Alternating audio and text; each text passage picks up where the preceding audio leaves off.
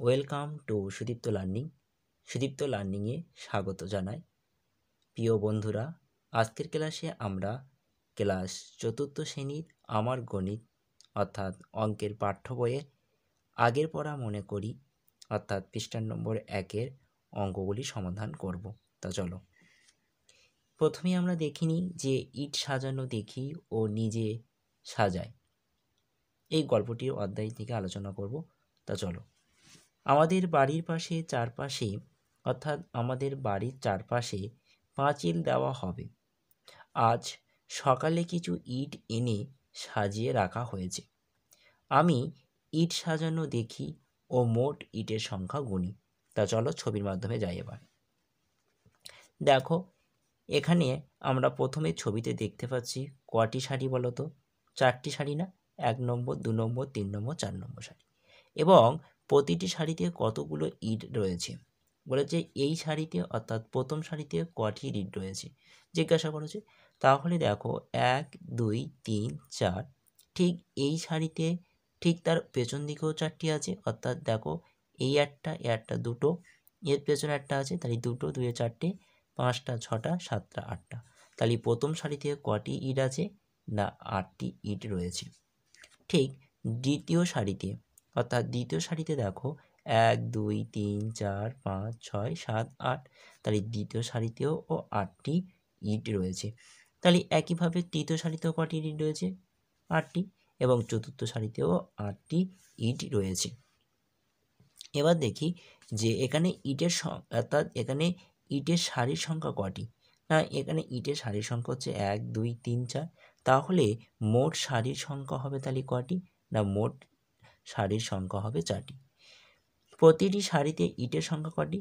না, প্রতিটি ইটের সংখ্যা হচ্ছে অর্থাৎ প্রতিটি সারিতে ইটের সংখ্যা 8টি। তাহলে এখানে সাজিয়ে রাখা হলো মোট ইটের সংখ্যা কটি? না, এখানে সাজিয়ে রাখা হলো মোট ইটের সংখ্যা 4 গুণ 8, 4 8 32। তাহলে এখানে মোট কয়টি ইট রয়েছে? তাহলে এখানে মোট 32টি ইট রয়েছে। অঙ্কটি আমি আরও একবার বলছি, ভালো করে শোনো। কোশ্চেনে বলা হয়েছিল যে আমাদের বাড়ির চারপাশে পাঁচিল দেওয়া হবে। আজ সকালে কিছু ইট এনে সাজিয়ে রাখা হয়েছে। আমি ইট সাজানো দেখি ও মোটের ইটের সংখ্যা গুনি। তা ছবিতে বলা হয়েছে, দেখো ছবিতে প্রথম সারিতে ইটের সংখ্যা ছিল 8টি, দ্বিতীয় সারিতে 8টি, তৃতীয় সারিতে 8টি, এবং চতুর্থ সারিতেও 8টি ইট ছিল। তাহলে এই যে ছবিতে দেখতে পাচ্ছি, এই ছবিতে ইট সাজানো সারির সংখ্যা কটি ছিল? না, 1 2 3 4, তাই মোট সারির সংখ্যা ছিল 4টি। এবং প্রতিটি সারিতে ইটের সংখ্যা কটি? না, প্রতিটি সারিতে কটি করে ইট ছিল? 8টি করে, তাই লেখা হলো প্রতিটি সারিতে ইটের সংখ্যা 8। এখানে সাজিয়ে রাখা মোট ইটের সংখ্যা কটি? না, এখানে সাজিয়ে রাখা মোট ইটের সংখ্যা অর্থাৎ যেহেতু 4টে সারি, তাহলে একটি সারিতে যদি 8টা ইট থাকে তাহলে 4টে সারিতে মোট ইটের সংখ্যা কত হবে? তাহলে 4 গুণ 8 সমান সমান 32টি। এবার তোমরা 2 নম্বর পেজে অঙ্কটি দেখো।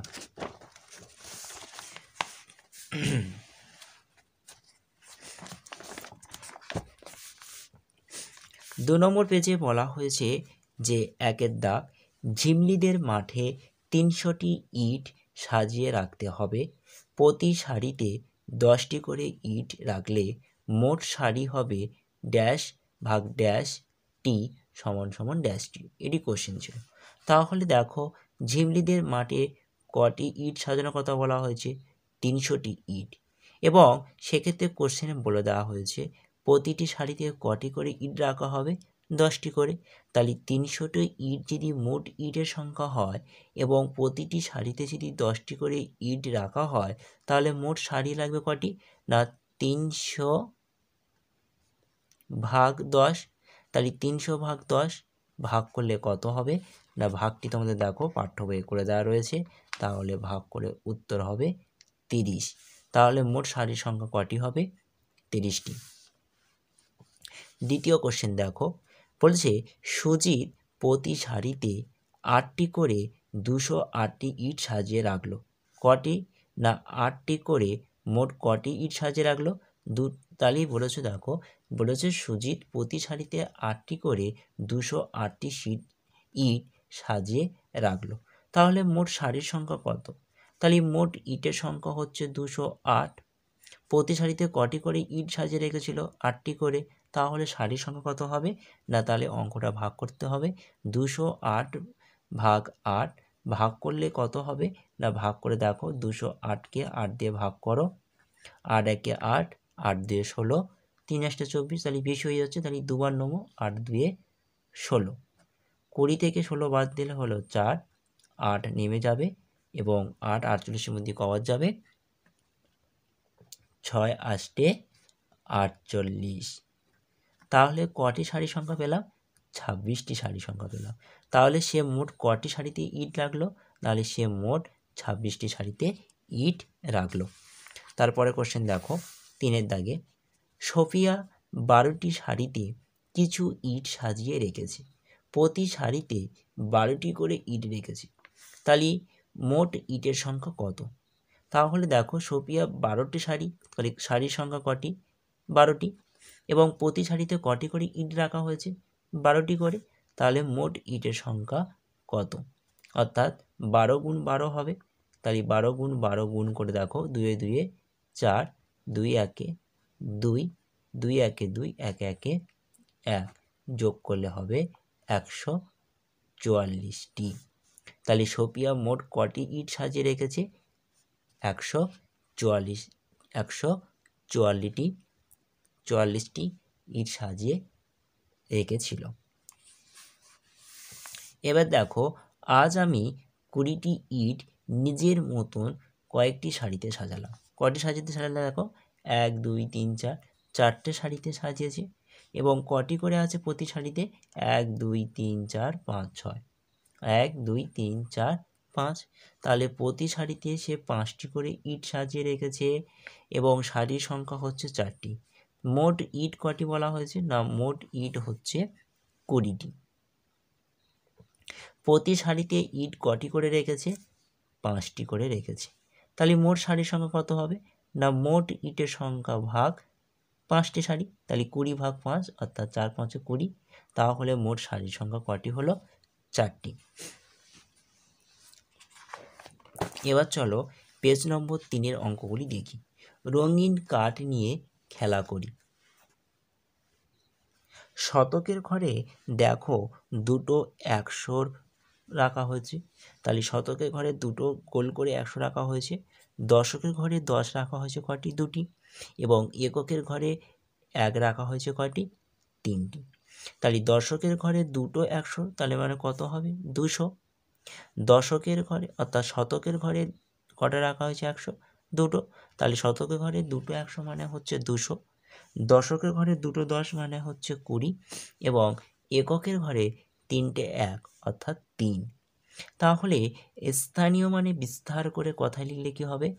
2 শতক, 2 দশক, 3 একক।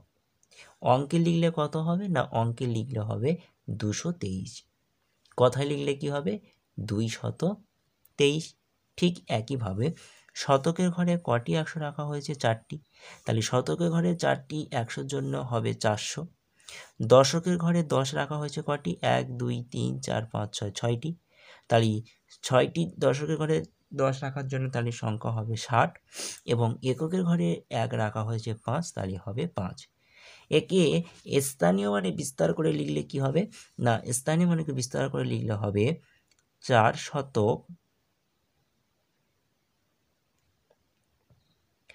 6 দশক 5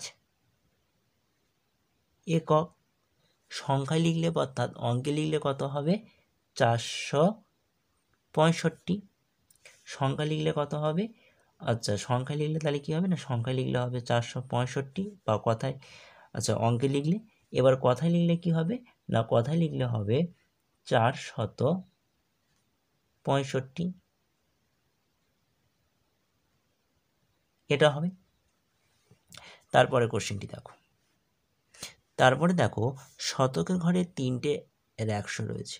তাহলে 3টে 100-র জন্য হবে 300 যোগ দশকের ঘরে কটি 10 আছে? 1 2 3 4 5, তাহলে 5টি 10 রাখার জন্য 5 10 50, এবং এককের ঘরে 1 রাখা হয়েছে 4টি।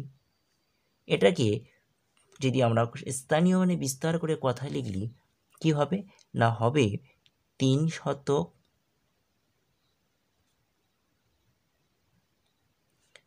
5 দশক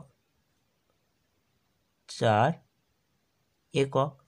অঙ্কে লিখলে কি হবে? 3 5 4 অর্থাৎ 354। কথায় লিখলে কি হবে? না কথায় লিখলে হবে 354। 354। তারপরে কোশ্চেন দেখো, তারপরে বলা হয়েছে বিস্তার করে লিখি, অর্থাৎ বিস্তার করে লিখির ঘরে দেওয়া আছে দেখো 100 যোগ 30 যোগ 2। তাহলে প্রথমে শতকের ঘরে 100, তার মানে একটা 100-র কাঠ হবে, তাই তো। তারপরে দেখো 30 রাখা হয়েছে, অর্থাৎ দশকের ঘরে 10-এর কাঠ কটা হবে? 3টে হবে, হয়ে গেল। এবং এককের ঘরে 2 রয়েছে, তার মানে এককের ঘরে কটি কাঠ হবে? 1-এর কাঠ 2টি হবে। সংখ্যাটি স্থানীয় মানে বিস্তার করে লিখলে কি হবে? বিস্তার করে লিখলে হবে 1 শতক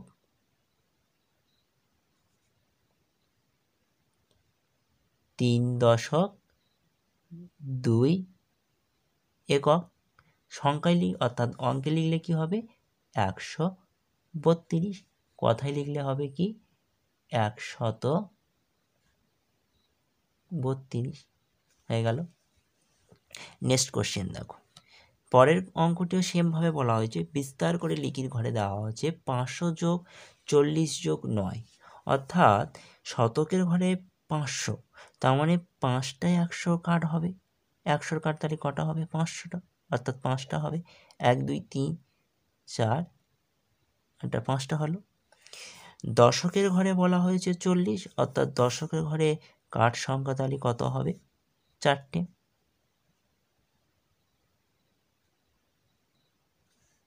এবং এককের ঘরে 9 বলা হয়েছে, তাহলে এককের ঘরে কাঠ সংখ্যা কটি হবে? 9টি।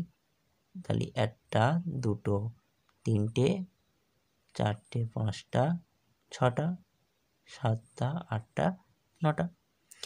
এই সংখ্যাকে যদি আমরা স্থানীয় মানে বিস্তার করে লিখি তাহলে কি হবে? না স্থানীয় মানে বিস্তার করে লিখলে হবে 5 শতক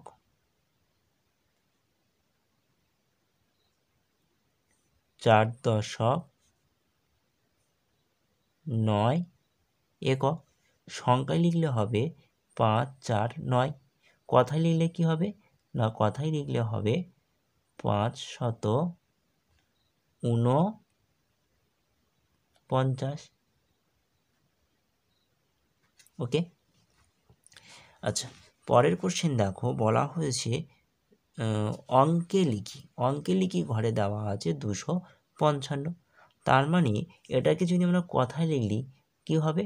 না কথায় লিখলে হবে 255। প ইংয় চয় আকার দন্ত 55। যদি এই সংখ্যাটাকে আমরা স্থানীয় মানে বিস্তার করে কথায় লিখি তাহলে হবে 200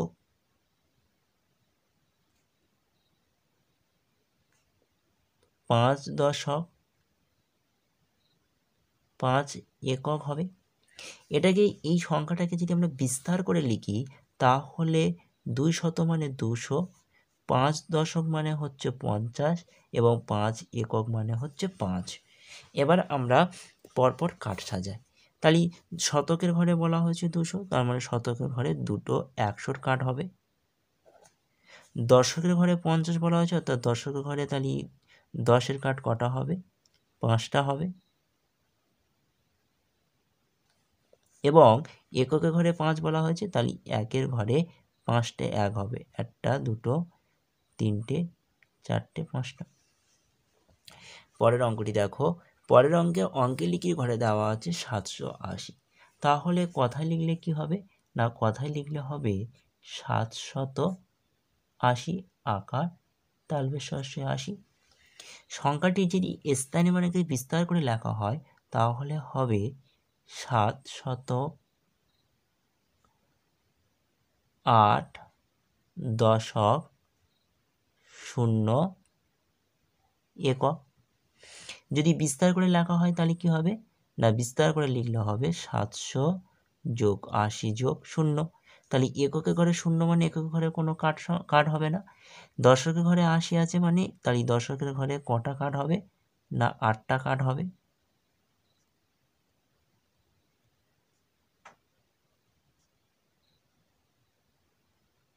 হলো। এবং শতকের ঘরে 700 মানে শতকের ঘরে কটা 100 কাট হবে 7টা। তাহলে 1টা 2টো 3টে 4টে 5টা 6টা 7টা, ব্যাস হয়ে গেল। এবার পরের কোশ্চেন দেখো। পরের কোশ্চেনে কথায় লিখির ঘরে দেওয়া আছে 409। তাহলে সংখ্যাটা কত 409।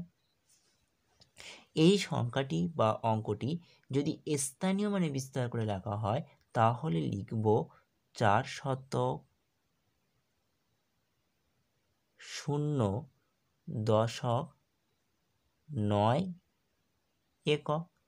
বিস্তার করে লিখলে কি হবে না, বিস্তার করে লিখলে হবে 400 যোগ 0 যোগ 9। তাহলে 9 অর্থাৎ 9 হচ্ছে এককের ঘর। তাহলে 9 যদি এককের ঘর হয় তাহলে এককের ঘরে 1-এর কাট কটা হবে 9টা হবে। 2টো 3টে 4টে 5টা 6টা 7টা 8টা 9টা। দশকের ঘরে 0 তাহলে ফাঁকা থাকবে, কিন্তু শতকের ঘরে 400, তার মানে শতকের ঘরে কাঠের সংখ্যা হবে 4টে। 2টো 3টে 4টে, ব্যাস হয়ে গেল। পরের কোশ্চেন দেখো। পরের কোশ্চেনে বলা হয়েছে 759। কথায় লিখি ঘরে দেওয়া রয়েছে, সংখ্যায় লিখলে হবে 759 বলেছে, অর্থাৎ 5 10 9 59। তাহলে অঙ্কে লেখা হয়ে গেল। এবার এটাকে স্থানীয় মানে বিস্তার করে লিখি, তাহলে কি হবে না, স্থানীয় করে বিস্তার করে লিখলে হবে 705.9 একক। বিস্তার করে লিখলে কি হবে না, বিস্তার করে লিখলে হবে 700 যোগ 50 যোগ 9। তাহলে এককের ঘরে 9 আছে, তার মানে এককের ঘরে 9টা 1-এর কাট হবে, 3টে 4টে 5টা 6টা 7টা 8টা 9টা। এবং দশকের ঘরে কি হয়েছে 50, তার মানে দশকের ঘরে 10-এর কাট কটা হবে 5টি হবে। 2টো 3টে 4টে 5টা। এবং দেখো শতকের ঘরে 700 রয়েছে, তার মানে শতকের ঘরে 100-এর কাট কটা হবে 7টা। 1টা 2টো 3টে 4টে 5টা 6টা এবং 7টা। আজকে তোমাদের ক্লাসটি এই পর্যন্ত রইল। ক্লাসটি অবশ্যই ভালো লাগলে অবশ্যই সুদীপ্ত লার্নিং স্যারের চ্যানেলটিকে সাবস্ক্রাইব করে রাখো এবং পাশে থাকো দয়া করে। এবং তোমাদের ক্লাসটি ভালো লাগলে বন্ধুদের কাছে বেশি বেশি করে শেয়ার করো। তোমরা তোমাদেরকে কমেন্টে মতামত জানাও, এরপরে তোমরা কোন সাবজেক্টটি সম্পর্কে ক্লাস চাইছো সেটি তোমরা অবশ্যই কমেন্ট করো। ততক্ষণে তোমরা ক্লাসটি অবশ্যই মনোযোগ দিয়ে দেখো। আজ এই পর্যন্ত, টাটা, বাই বাই, ভালো থেকো।